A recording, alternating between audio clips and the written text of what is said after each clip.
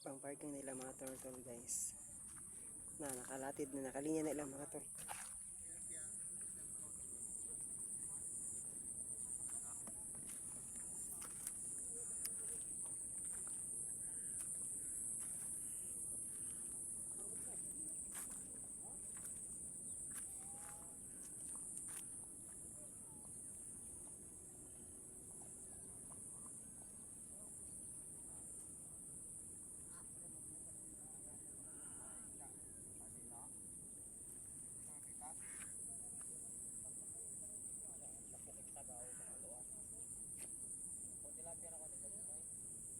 Program pa mo. Hindi na siya mabuhan. Plastic na siya na. Rubber. Soma. Kuan ba mahinay kasi dagit mo. Ano ba putong tira sa mga kuan? Mga giant? Ay patagat mo gud ni. Giant ba? Paon patagat mo gud ni. Pwede mo di mga haluan. Gwapo ni giant. Dito ko pun dali giant anao no bisi mo.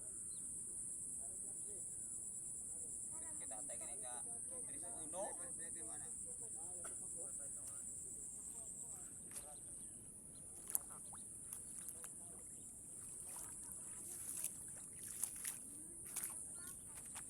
Tanadong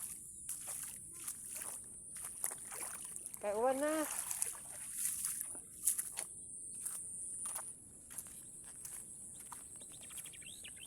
Grabe sila mga turtle nila guys is nakakuan na guys, nakahawas na sa karsada kay dili na basta nakakuanan kay ang tubig na ana diha o anang tubig diha ana na diha ang tubig guys. Alawi kaya ang mga tanom guys. Tapos karon mahal pud kay ang mga palitunon, mahal ang bugas na yun ana ra. Yun ana ra kasayon sayon ra nila pagkamahal ang bugas. Unya wa sila naglantaw sa mga farmers, wa sila naglantaw sa mga farmers nga luwi kaayo magtano, magpilapil, magturtol.